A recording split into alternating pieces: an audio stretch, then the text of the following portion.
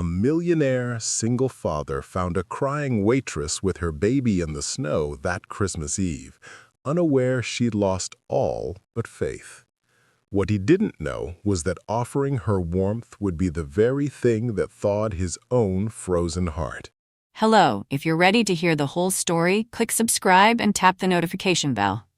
Type in the comments where you're watching from, because tomorrow, I will be giving you another story just as touching as this one, or maybe even crazier. And you don't want to miss it. Now let's begin. The snow that night came down in sheets so thick it blurred the world into white noise.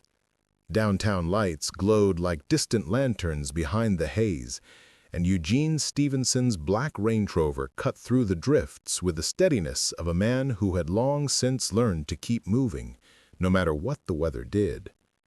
Inside, the heater hummed, the leather smelled faintly of cedar and polish, and silence pressed in around him. It had been 3 Christmases since Becky's accident, yet her voice still haunted the quiet like a song you can't quite stop hearing. He told himself he stayed late at the hotel for work. In truth, he stayed because home was worse. Too many rooms, too much memory.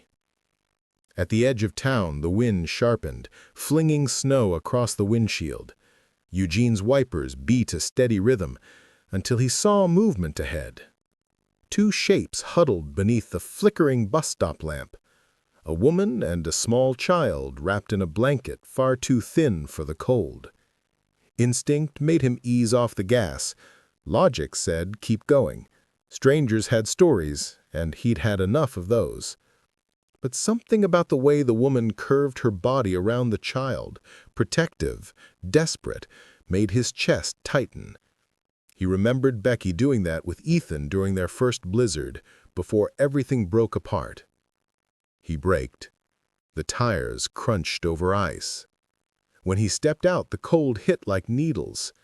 "Miss?" he called, voice half lost in the wind. The woman jerked up, startled. Her dark hair was matted with snow, her cheeks raw from the wind.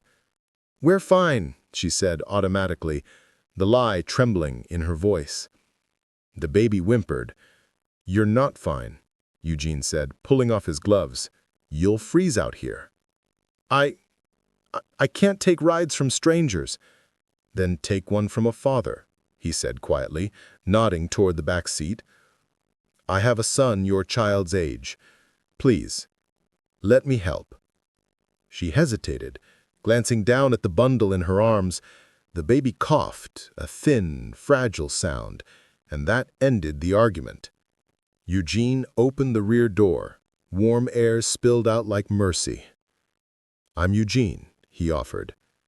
After a long second, she whispered, "Christina Villanueva?" Snowflakes caught in her lashes as she climbed in, clutching the baby close. He slid behind the wheel again, watching her in the mirror. She looked too young to be carrying that much fear. "Where to?" he asked. She gave a small, helpless laugh. "Anywhere that isn't snow." He smiled, despite himself. "That I can manage." The car filled with a scent of cold air and faint baby powder. For several minutes neither spoke, then Christina murmured, "Thank you. You didn't have to stop." "Maybe I did," he said.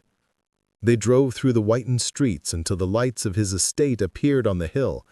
Iron gates, frost-rimmed hedges, the glow of lamps through high windows. When the gates opened, Christina's eyes widened. "This is your house?" "My son's and mine," Eugene said simply. She started to protest, but the baby stirred again, and exhaustion silenced her. Inside, warmth and silence swallowed them. The marble floor gleamed, the air smelled of pine and old wood. Eugene took her coat, thin denim soaked through, and hung it by the fire. "Let me get you something hot." Christina hovered by the doorway, uncertain whether to sit or run. "Mr. Stevenson, I can't—" "Eugene," he corrected gently. "And yes, you can. At least until the snow stops." She sank on the edge of a chair, rocking her daughter. The firelight painted her face in gold and shadow. Fatigue made her eyelids flutter. "What's her name?" Eugene asked. "Mia. She just turned 2. Pretty name."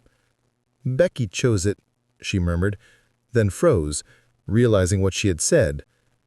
Eugene stared. "I'm sorry, what did you say?" Color drained from her face. Nothing. I meant, Becky was the name of someone I worked with. She liked that name." He frowned, the old wound in his chest flaring. Becky. Coincidence, surely. Yet the way she said it, too naturally, too fast, made something uneasy stir inside him. Before he could ask more, Mia whimpered, drawing Christina's attention. "I should put her down somewhere warm. Guest rooms upstairs, first door on the right." "Thank you." As she disappeared up the staircase, Eugene stood by the fire, staring at the melting snow on the floor. Outside, the storm howled, erasing tracks and sound alike.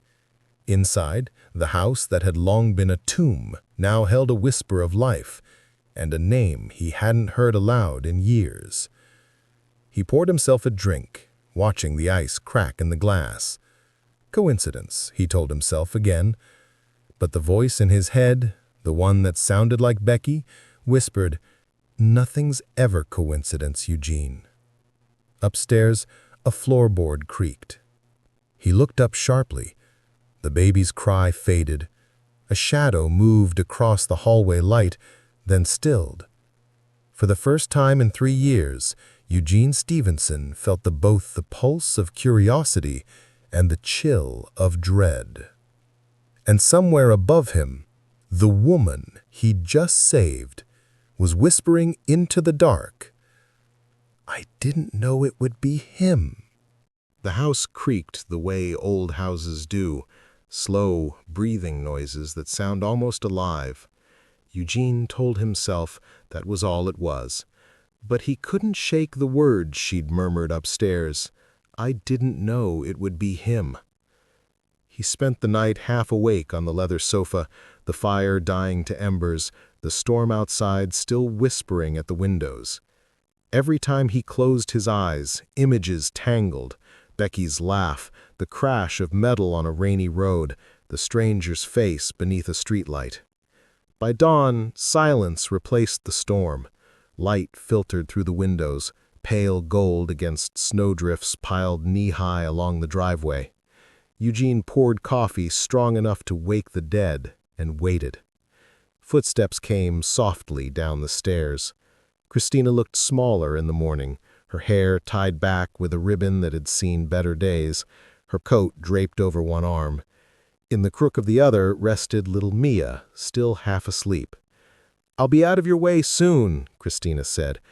"I just didn't want to wake you last night to thank you." "You didn't. I don't sleep much." She gave a polite smile that didn't touch her eyes. "Sit," he said, gesturing to the kitchen island.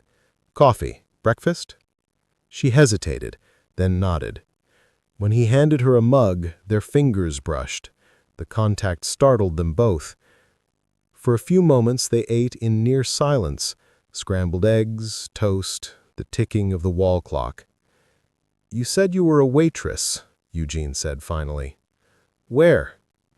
"The Pine Diner, off the highway. Closed 2 weeks ago. Owner sold it." He remembered that place. He and Becky had eaten there once on a road trip, Becky teasing him for ordering soup instead of pancakes. He forced the memory away. "And you've got family nearby?" She shook her head. "Just me and Mia." Her voice wavered but didn't break. Pride stitched the cracks together.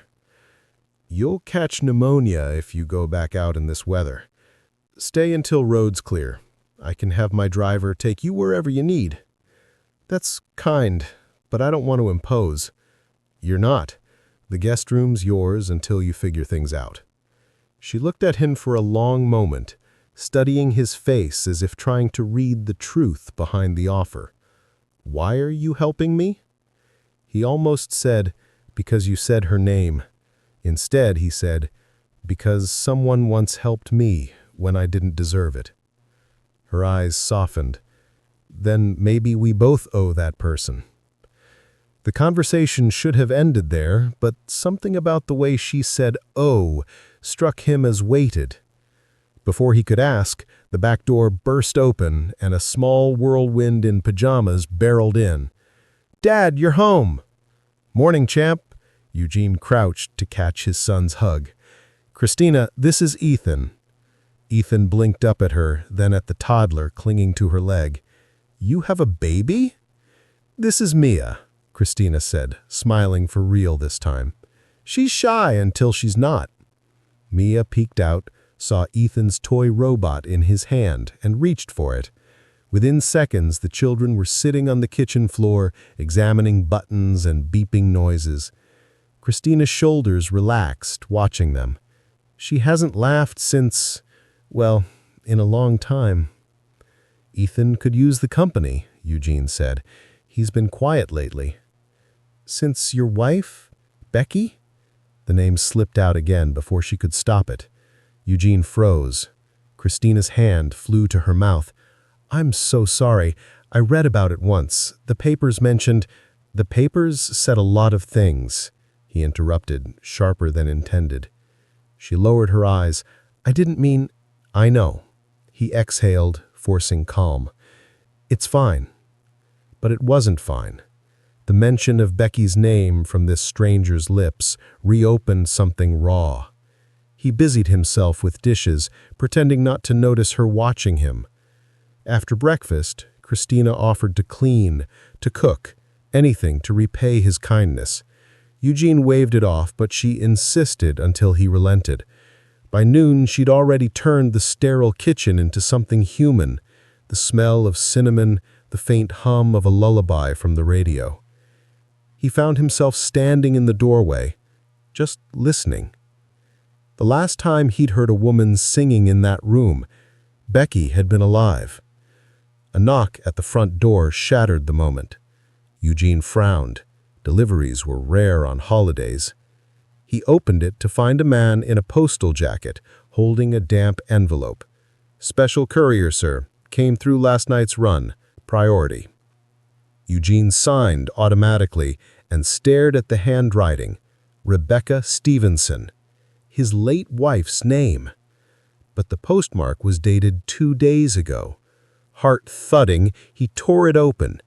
Inside was a single photograph, Becky smiling in front of a motel, snow behind her, and a slip of paper with one line scrawled in blue ink. "Ask the waitress why she was there that night."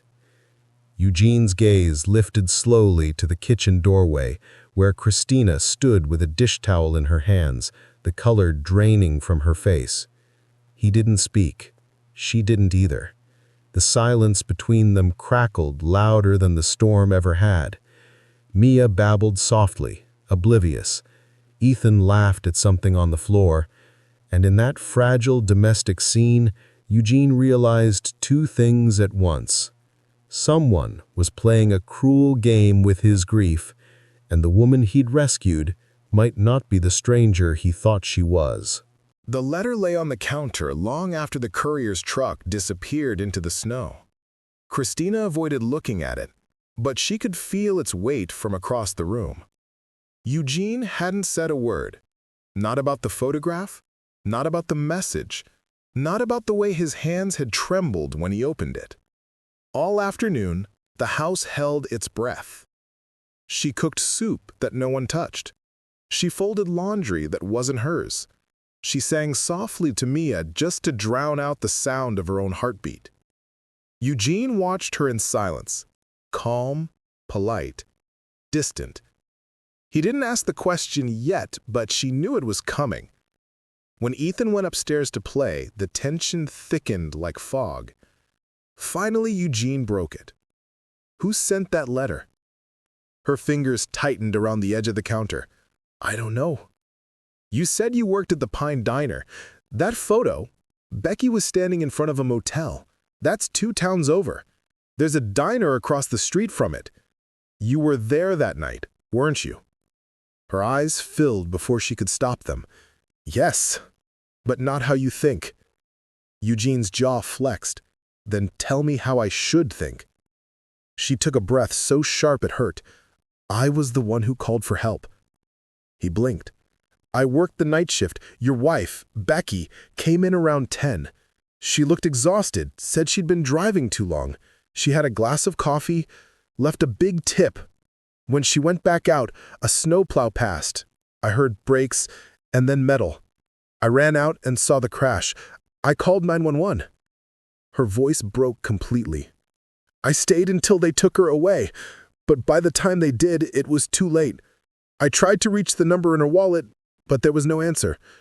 The police said they'd handle next of kin.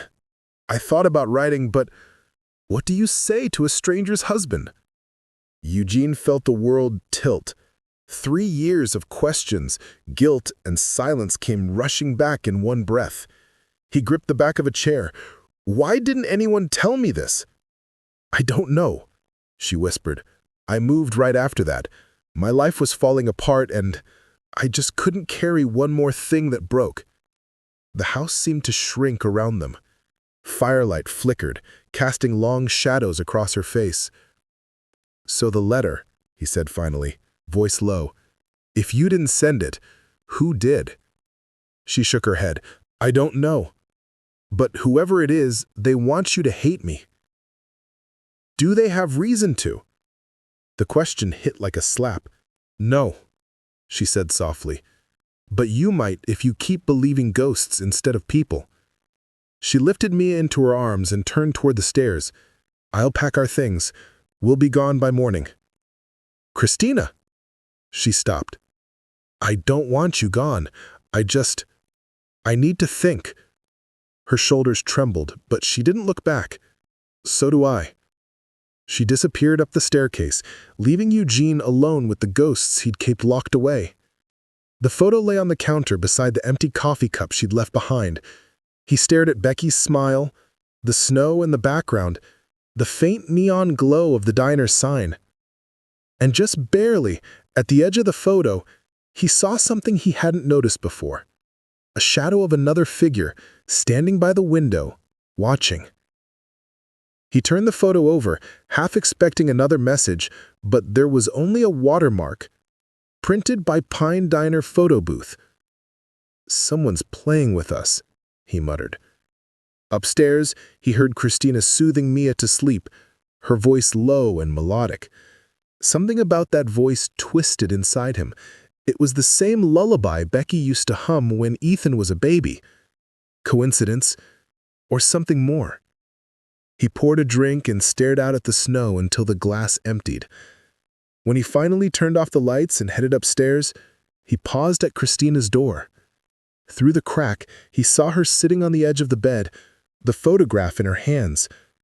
She was crying, silently, her shoulders shaking. Eugene felt the pull to comfort her, but the walls between them were thick with ghosts. Instead, he whispered, "Who are you really, Christina Villanueva?" Her head lifted sharply, but by the time she crossed to the door and opened it, the hallway was empty. Only the sound of wind answered her. Would you have stayed if you were Eugene, or left if you were Christina? Eugene didn't sleep that night. He sat in his study with the fire burned down to coals, turning Becky's photograph over and over in his hands until dawn blurred the windows. He'd thought grief was finished with him. Now it had new teeth. Upstairs, he could hear the faint sound of Christina moving about. At 6, he made coffee. At 6:30, he knocked on her door. She opened it slowly, Mia balanced on one hip. Her eyes were red, but her chin was set. "Good morning. We need to talk," he said. Christina nodded. "I was hoping you'd say that." They met in the kitchen. Ethan was still asleep, and the house felt hollow, like it was listening. She set Mia in a high chair with a toy spoon, then sat across from Eugene at the table where the photograph lay between them like evidence. "Start from the beginning," Eugene said quietly.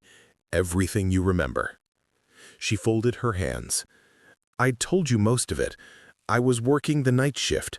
Your wife came in alone, said she was driving to Portland. She looked tired, not just physically, the way people look when they're running from something. Becky wasn't running, Eugene said automatically, but doubt caught in his throat. He'd never asked what she was doing out that night, 3 towns away, after telling him she had a board meeting in the city. Christina continued. She was kind to me, left me a tip bigger than my paycheck. Before she left, she made a phone call outside. I could see her through the window. She was crying.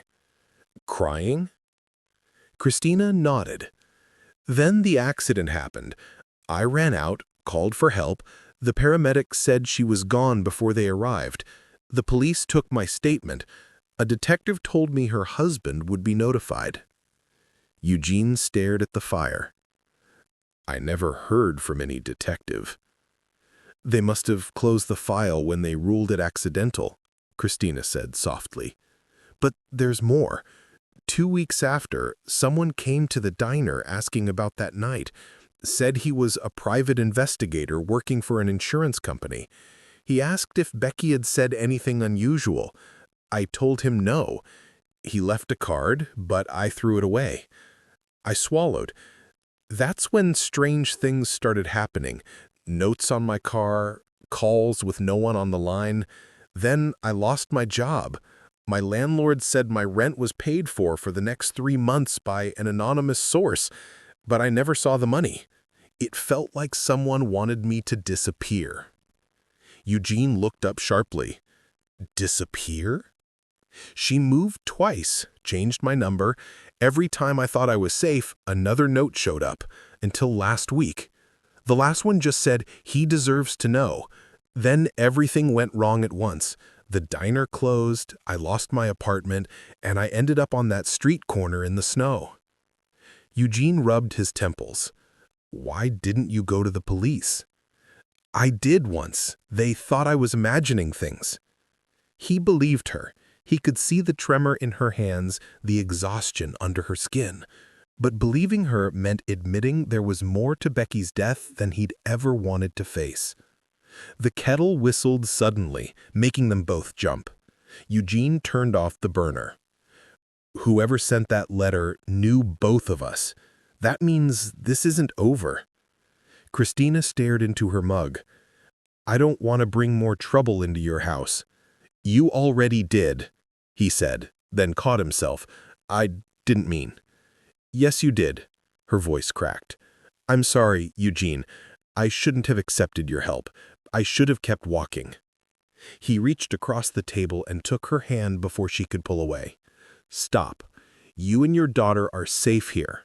Whatever this is, we'll figure it out. She blinked, surprised. You still trust me? I don't know what to trust anymore, but I trust what I see, and I see someone who risked her life to help a stranger. The words broke something open in her. Tears spilled silently down her cheeks. You don't know how long I've wanted to hear that. He squeezed her hand gently, then let go. We'll find out who's behind this. A soft sound at the doorway made them both turn. Ethan stood there, rubbing his eyes. Dad, who's behind what? Eugene forced a smile. Just grown-up stuff, buddy. Go get dressed. We'll go sledding later. The boy nodded, still sleepy, and padded away. When he was gone, Christina exhaled. You're good with him. He's all I've got.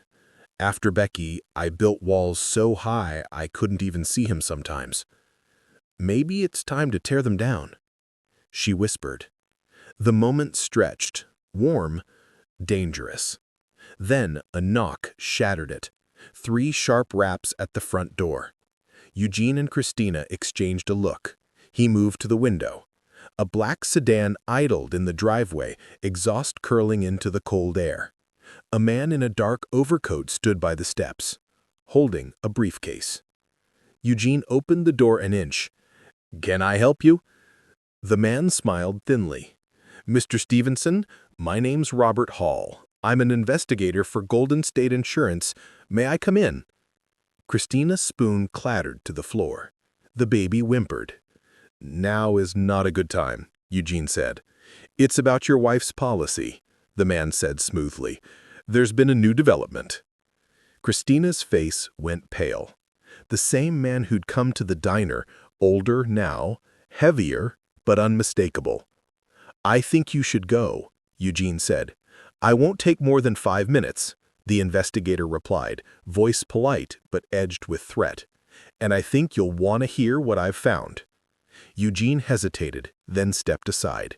Hall entered, eyes sweeping the room until they landed on Christina. Well, he said with a smirk, looks like the waitress finally delivered herself. Christina stood, trembling. You need to leave. Oh, I will, after Mr. Stevenson knows who you really are. Eugene's stomach twisted. What is that supposed to mean? Hall opened the briefcase and slid a file onto the counter. It means your Good Samaritan here wasn't just a witness. She was the last person to speak to your wife and the beneficiary of a transfer from her account the night she died. Eugene stared at Christina, shock washing the color from his face. Is that true? Christina shook her head frantically. No, I never... Hall smiled. You can check the records yourself, Mr. Stevenson. The truth always leaves a paper trail. The room went deathly still, except for Mia's soft whimper. Snowlight glinted off the steel edges of the briefcase, off the photograph still lying between the coffee cups. Becky's frozen smile, watching them all. What would you believe if you were Eugene? The stranger's tears or the investigator's proof? The silence after Hall's words was absolute. Even the ticking clock seemed to hold its breath. Eugene felt something cold crawl up the back of his neck. Explain, he said finally, voice low. Christina's hands trembled. I don't know what he's talking about. Hall opened the folder and fanned out a few pages across the table. Bank transfer, he said. $10,000 wired from Rebecca Stevenson's account at 9:42 p.m. the night she died. Recipient, Christina Villanueva. Same social security, same address as on the police statement. Christina shook her head violently. That's impossible. Eugene's eyes darted to the paperwork. There it was, black and white. The account numbers, the timestamp, her name.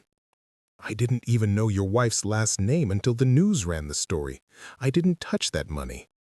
Hall's tone was almost kind. Maybe someone sent it for you. Maybe she meant to pay you for helping her. But whatever the story, it raises questions, doesn't it?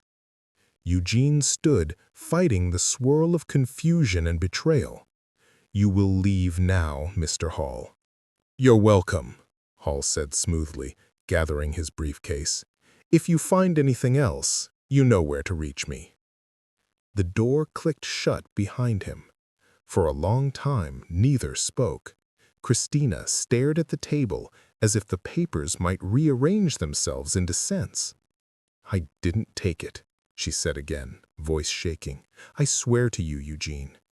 He wanted to believe her. He wanted to erase the image of that transfer, of his wife's last name linked to hers. But doubt moved like smoke through his mind. I'll look into it, he said at last. Maybe there's a mistake. There's no maybe, she whispered. Eugene stepped closer, lowering his voice so the children upstairs wouldn't hear. If this is true, if someone used your name, then whoever's been watching you is deeper in this than we thought. And if it isn't, she said bitterly, you think I took it. He didn't answer.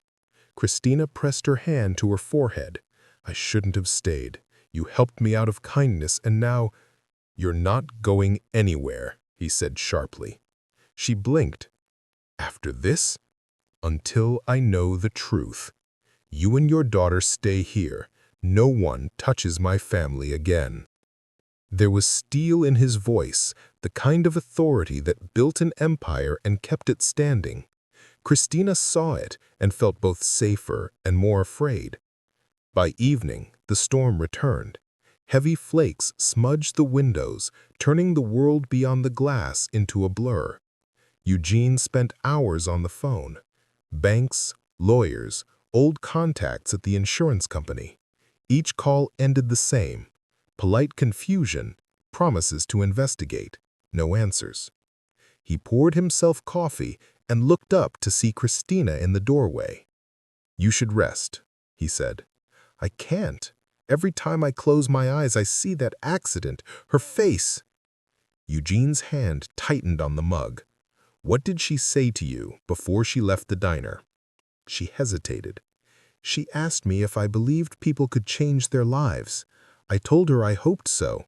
She smiled and said, 'Then maybe you'll understand someday.'"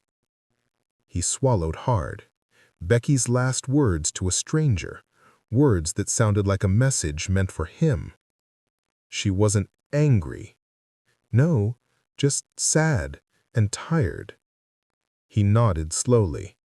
Thunder cracked outside. Mia whimpered upstairs. Christina started toward the stairs, but Eugene caught her arm gently. "I'll go. You need to breathe." When he returned, the child asleep again, he found Christina by the window.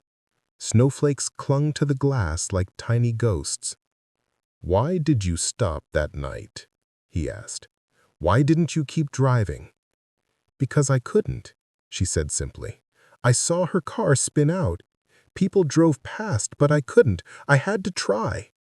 He studied her, searching for any flicker of deceit. There was none, only exhaustion and truth. "I've spent 3 years asking why she left that night. No note, no call. Now a stranger tells me there was money, and another stranger walks into my life with her name on a bank slip. I don't know what to think anymore." "Then think about this," Christina said softly. "If I wanted your money, I wouldn't be standing here begging you to believe me." Eugene's throat tightened. He turned away, unable to meet her eyes. "You and Mia can take the guest room again. We'll talk tomorrow." She nodded, but sleep didn't come easily to either of them. Around midnight, the phone rang, an old landline in the hallway that hardly ever rang at all. Eugene picked it up. A distorted voice crackled through static. "You should have listened. The waitress isn't what she seems." "Who is this?" "Look under her car seat." The voice then said dead. Eugene stood motionless for a second, heart hammering. Then he grabbed a flashlight and stepped out into the storm. The wind bit at his face as he crossed the drive to the small snow-covered sedan parked by the gate. He opened the back door and aimed the beam beneath the baby's car seat. Something metallic caught the light. A small flash drive taped to the frame. He peeled it loose and turned it over in his hand. No markings. When he went back inside, Christina was standing at the foot of the stairs, clutching a blanket. "What are you doing out there?" she asked. Eugene held up the drive. "You tell me." Her expression went blank with shock. "I've never seen that before." "We'll see," he said, moving past her to the office. He powered on his laptop, plugged in the drive, and waited. A folder appeared. rebecca.stevenson. Inside, dozens of images loaded, scans of bank statements, phone records, and a video file labeled lastcall.mp4. Eugene clicked play. Static, then a woman's voice, low and shaky. "Becky. If something happens, it won't be an accident. He knows. Tell Ethan I love him. Tell Eugene I'm sorry." The screen went blank. Christina covered her mouth. "Oh my God." Eugene's pulse thundered in his ears. He replayed the clip. The timestamp matched the night of the crash. When he turned towards Christina, His face was pale and hard. "You said you called 911. Did you see anyone else there?" She shook her head. "Just the car, the snow, the lights, I swear." "Then someone was watching both of you." The wind howled outside, rattling the windows. Somewhere deep in the house, a floorboard groaned. Eugene looked toward the sound. "We're not alone," he said quietly. By morning, the storm had cleared, leaving the world quiet and deceptively calm. Frost crusted the windows, glittering in the pale sunlight. Inside, the house still smelled of wood smoke and sleeplessness. Eugene hadn't gone to bed. He'd sat in the office, replaying Becky's last message until the words blurred together. If something happens, it won't be an accident. Each time he heard her voice, another question bloomed. Who was the he she feared? Christina found him there, shoulders hunched, eyes hollow from fatigue. "Coffee?" she offered. He nodded. She set the mug beside him, careful not to touch the laptop. "Detective Green called. She wants us at the station this afternoon. She thinks she can get an arrest warrant for Hall." Eugene stared at the screen. If Becky knew about the fraud, it means someone at the insurance company arranged that crash. They needed her gone before she could talk. "And maybe they used me to cover their trail," Christina said bitterly. "They stole her money and sent it in my name." He looked up. "Then they made sure you'd end up here." Her eyes met his. "Why?" "Because whoever's behind this still needs something." The front door bell cut through their thoughts. Both froze. Eugene reached for the pistol locked in the desk drawer, a remnant of another life he'd hoped never to use. He nodded toward the hallway. "Stay with the kids." He opened the door slowly. A courier stood there, bundled in a uniform, holding a small box. "Delivery for Mr. Stevenson?" Eugene signed automatically, heart still hammering, and watched the man retreat down the drive before shutting the door. He set the package on the table. No return address, just a tag, to finish what she started. Christina had come down, Mia in her arms. "Don't open it." He ignored the warning, peeled back the tape, lifted the lid. Inside was a small velvet jewelry box and a folded sheet of paper. The paper read, "She trusted you once. Don't make her mistake again." Inside the velvet box lay Becky's wedding ring, the one that had never been recovered after the crash. Christina gasped. "How?" Eugene's hands shook as he turned the ring over. The inner band was engraved with a date, but not their anniversary. It was from 2 weeks before the crash. "Whoever's doing this wants to destroy you," Christina said. He looked at her, voice rough. "It's working." That afternoon, they drove to the police station under a sky the color of pewter. Detective Green met them at the door, face tight. "Hall's gone. He cleared his office, left town last night." "What about the fraud case?" Eugene demanded. "We've tied 2 executives to missing funds, but nothing that proves intent. We'll find him." On the way home, Christina stared out the window, lost in thought. If Hall was part of it, he wouldn't run unless he thought something worse was coming. Or maybe someone higher up told him to disappear, Eugene said. They reached the gate just as dusk settled. The security lights flickered. Eugene frowned. Power surge. Inside, he found the alarm system dead. "Eugene?" Christina's voice echoed down the hall. "Don't come down here." But she was already there, flashlight trembling in her hand. "There's someone outside, by the trees." He followed her gaze to the window. A figure stood at the edge of the property line, motionless. Then, as if sensing their eyes, it turned and vanished into the woods. Eugene grabbed his coat. "Lock the doors." "Where are you going?" "To end this." He reached the tree line, scanning the snow for tracks. They led deeper into the woods toward the frozen creek. Halfway there, a voice cut through the stillness. "You should have left it alone." Eugene spun around. Hall stepped from behind a tree, pistol glinting in his hand. His coat was torn, eyes wild. "Where's the drive?" Hall demanded. "In police custody," Eugene lied.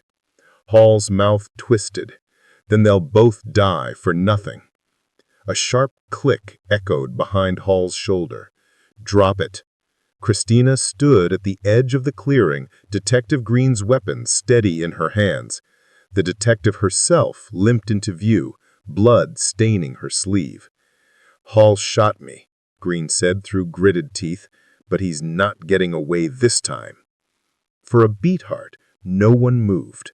Then Hall turned, aiming toward Christina. The gun went off. Eugene tackled him, the shot tearing into a tree trunk inches from Christina's head. They struggled in the snow, fists and fury and years of grief colliding. Hall's gun skidded away. Eugene caught him by the collar. "Why Becky? Why any of it?" Hall spat blood, laughing. She wouldn't stay quiet. She had proof. The money, the transfers. She sent them to a name no one would trace. "Yours." Christina froze. "Mine?" "She didn't trust the police," Hall sneered. "She trusted the waitress who reminded her of who she used to be. You were her insurance." Eugene stared at Christina, realization dawning. Becky hadn't been trying to run. She was trying to protect the evidence and the person who'd tried to help her. Green staggered forward, cuffed Hall while he cursed and struggled. "You're done," she said. By the time backup arrived, the woods were lit with flashing lights, the air sharp with relief and fear. As Hall was led away, Eugene turned to Christina. "She trusted you," he said quietly. Christina's eyes filled. "And I failed her." "No," he said. "You finished what she started." The detective leaned on a paramedic's shoulder. "You two should go home. There'll be statements, reports, but it's over now." Eugene nodded, guiding Christina toward the car. They drove back in silence, headlights carving paths through the snow. At the gate, he stopped, took her hand. "You don't have to keep running, Christina." She squeezed his fingers. "Neither do you." For the first time in years, he felt something unfreeze inside him, an awakening, quiet and absolute. Inside, the children were asleep. The house was warm. The ghosts were finally quiet. The noise came again, slow, deliberate, from the back of the house. Eugene motioned for silence. Christina lifted Mia, holding the child close, her eyes darting to the doorway. He moved toward the sound with measured steps, every muscle coiled. In the hallway, the air felt colder, the smell of smoke and snow blending. A shape passed outside the frosted window, then vanished. He unlocked the side door and stepped onto the porch. Only wind, only the echo of the storm. Back inside, Christina whispered, "Maybe it was the shutters." He wanted to believe that. Maybe. He checked every lock, every curtain, then joined her by the fire. She was trembling. "Who would want to frighten you?" he asked. "I don't know anymore," she said. "Whoever sent those notes, they're still out there, and they know where I am." Eugene stared into the flames. "And they know where I live." For a long time, the only sound was Mia's breathing, soft and steady between them. When the child finally drifted off, Christina asked quietly, "You said Becky's voice mentioned he knows. Do you think she meant that investigator?" "Could be," he said. "Or someone closer. The file on that drive, it's too detailed. Whoever compiled it had access to her accounts, her schedule, everything. Maybe she found something she wasn't supposed to. He looked at her sharply. What do you mean? I mean, maybe Becky wasn't running away from you. Maybe she was running toward the truth. He thought about the message in the video, the tremor in his late wife's voice. All those nights he'd told himself she'd simply lost control on the ice. What if she'd known she was being followed? He poured 2 mugs of coffee, set one in front of Christina. Tell me again about that investigator. What did he look like? She described him: short, heavy-set, gray hair under a cap, dark eyes that never smiled. Eugene felt his skin crawl. That wasn't Hall. The man who came today was taller, thinner. Christina frowned. Then who was the one at the diner? Before he could answer, his phone buzzed, an email alert. The sender's name was blocked, but the subject line read, "Check the footage." He opened it. A link to his hotel's security server, the downtown property he owned but rarely visited. Attached, a timestamp from that very night. He clicked. The feed showed the hotel lobby camera, date stamped 3 years ago. Becky crossing the marble floor, coat buttoned, phone to her ear. She paused by the front desk, exchanged a few words with the night manager, then walked out into the storm. The clock in the corner read 9:37 p.m., 5 minutes before the bank transfer. I thought she was on a business trip, Eugene murmured. Christina leaned closer. Pause it. Look at the man near the elevator. He froze the frame. A man in a cap, half turned away, watching Becky. That's him, Christina whispered. The first investigator. Eugene exhaled slowly. Whoever he is, he was following her before the crash. And if he's still alive, he's the one who wants this buried. They both turned as footsteps pounded on the stairs. Ethan, wide-eyed, clutching his tablet. Dad, someone's outside. Eugene rushed to the window. A pair of headlights crawled up the driveway, stopping by the gate. A figure got out, moving toward the house with a flashlight. He said to Christina, "Stay with the kids." He grabbed the fire poker from the hearth and moved to the foyer. The doorbell rang once. He opened it a crack. "Who is it?" A woman's voice answered, calm, professional. "Detective Laura Green, local PD. Mr. Stevenson, we need to talk." He opened the door fully. The woman held up a badge. Snow dusted her coat. "About your wife," she said, "and about the file you found." Christina appeared behind him, tense but relieved. "You know about it?" The detective nodded. "We've been tracking an identity theft ring connected to a string of insurance fraud cases. Your wife's death was one of them." Eugene stepped aside. "Come in." Detective Green entered, warming her hands by the fire. 3 years ago, a group inside Golden State Insurance manipulated claims from accident victims. Your wife discovered the discrepancies. She was planning to meet a whistleblower the night she died. My department reopened the case last month after a similar pattern surfaced. Christina's face went white. "And you think I'm connected?" "No," the detective said. "We think you're a loose end someone's trying to erase. That investigator, Hall, he's not with Golden State anymore. He was fired for tampering with evidence."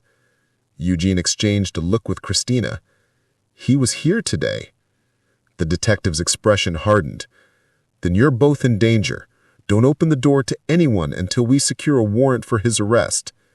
The detective pulled out her phone, murmured something to dispatch, then turned back to them. "You'll both need to give statements tomorrow. Tonight, lock every door. Do you understand?" They nodded. When she left, the wind swallowed the sound of her car. Christina sank onto the sofa, clutching Mia. "I thought this was over. I thought it was just a coincidence." Eugene knelt from front of her. "No. You were meant to stop that night. If you hadn't, the truth would have stayed buried forever." She looked at him, tears bright in her eyes. "Do you really believe that?" "Yes," he said quietly, "and I believe Becky wanted you to find me." Outside, the storm began to ease, flakes falling slower, softer. The world seemed to hold its breath again, but this time not from fear, but from the fragile awareness that everything was about to change. Christina leaned her head back against the couch. "Eugene?" she whispered. He met her gaze. "Do you think that some people are sent into our lives to finish the stories others couldn't?" He reached out, brushed a strand of hair from her cheek. "I think sometimes Grace looks exactly like that." Upstairs, Ethan stirred, murmuring in his sleep. Eugene stood up, turned off the lights, and sat beside her until the fire burned low. Neither spoke again. They didn't need to. The silence between them wasn't empty anymore. It was full of recognition. The snow kept falling, and somewhere beyond the gate, in the dark line of trees, headlights flickered once and disappeared. Morning crept in softly, a pale wash of light across the snow. The world felt suspended, still caught between the memory of gunfire and the strange quiet that followed truth. Inside, the house was calm. Coffee steamed on the table. The radio murmured low. Christina stood at the window, holding Mia against her chest. Outside, police tape fluttered faintly at the edge of the woods. Eugene entered quietly. His knuckles were scraped, a thin bruise darkening along his jaw, but his eyes were clear. "They took Hall to county lockup," he said. "Detective Green's in surgery, but she'll be okay." Christina turned. "And the files?" "Safe. The DA's office has them. They'll build the case Becky died trying to make." She nodded, staring into her cup. "So it's over?" "Not quite," he said. "There's one more thing." He placed a small flash drive on the table, another copy of the folder. Becky recorded that video for someone she trusted. You. She must have sent the transfer to make sure you could protect what she found. Everything she did led you here. Christina traced the edge of the drive with her fingertip. "I thought she was just another stranger that night. I didn't know she was saving both of us." "She did," Eugene said quietly. "In her way, she brought us together." For the first time since the accident, the guilt in his chest eased. He realized that grief had been keeping him anchored to the wrong part of the story, the ending. Becky's choice, her last act, had always been about leaving something behind that could grow. Christina sat across from him. "What happens now?" "You tell me. You've been running for so long, Christina. Maybe it's time to stop." She hesitated. "You don't owe me anything." "I owe you my life," he said simply, "and Ethan's. If you hadn't been there that night, none of us would have learned the truth. Becky's story would have died in the snow." Her eyes shone, uncertain. "I don't know where to go." "Then stay. Not because you need to, but because you can." Mia stirred in her arms, reaching for him. Eugene smiled, taking the child gently. "You're safe now," he murmured to both of them. "All of you." Upstairs, Ethan called sleepily. "Dad?" Eugene looked up at the ceiling. "Be right there, buddy." Christina rose to take Mia to the living room. "He's a good kid," she said. "He's stronger than I ever was," Eugene answered. "You helped with that." She smiled faintly. "He helped me, too. He reminded me that life doesn't stop just because it hurts." They spent the rest of the day cleaning up the remnants of the storm. Broken branches, scattered police markers. Each movement felt lighter, like exhaling something that had sat in the lungs too long. By afternoon, the snow began to melt in patches, revealing the earth beneath. The thaw mirrored the silence between them, no longer heavy, just quiet and real. As dusk fell, Eugene found Christina on the porch. She was watching the horizon, the sun bleeding orange over the trees. "Do you ever think about her?" she asked softly. "Every day, but tonight it doesn't hurt the same way." She nodded. "Maybe that's what peace feels like." He slipped his hands into his coat pockets. "Becky once told me that love isn't about keeping someone. It's about what you do with what they leave you. I never understood it until now." Christina looked up at him. "And what did she leave you?" He smiled faintly. "The strength to open the door again." For a long time they just stood there, listening to the slow drip of melting snow from the eaves. The cold air smelled faintly of pine and promise. Inside, the clock chimed 6 times. Mia laughed, a bright sound that seemed to cut through every shadow still lingering in the house. Eugene met Christina's gaze, and something wordless passed between them. A recognition not of what they'd lost, but what they had become. When the porch light flickered on, he said quietly, "Tomorrow, I'll take you and the kids somewhere. Becky's grave. I think she'd like to meet the woman who kept her promise." Christina's throat tightened. "You really believe she planned this?" "I think," he said, "she trusted the right person." She reached out, fingers brushing his hand. The gesture was small, almost tentative, but it carried more weight than words. For the first time in years, he didn't feel the need to fill the silence with explanations. It was enough to feel the warmth of another heartbeat close to his own. Somewhere far off, a church bell began to ring, its sound rolling softly across the snow. The world seemed to pause between one breath and the next, waiting for something new to begin. And for the first time since Becky's death, Eugene Stevenson didn't feel like a man living in the past. He felt alive. The next morning dawned clear, sunlight glinting off the thawing snow. The world seemed newly washed. Eugene woke to the sound of laughter, Mia's high giggle, Ethan's quiet voice reading aloud. For a moment he lay there, listening, the simple sounds of life filling rooms that had once known only echoes. He found Christina in the kitchen, hair loose, flour on her hands, as she tried to teach Ethan how to flip pancakes. The air smelled of sugar and coffee. For the first time in years, Eugene smiled without forcing it. "Morning," he said. She looked up, cheeks flushed. "Morning! I hope you don't mind. Ethan insisted on making breakfast." Ethan grinned. "I didn't burn any this time." "You burned 3, Christina teased gently. Eugene laughed. "That's improvement." They ate together, sunlight spilling across the table. When they were done, he said quietly, "You ready?" Christina nodded. She dressed Mia warmly, wrapped a scarf around her own neck, and followed Eugene and Ethan out to the car.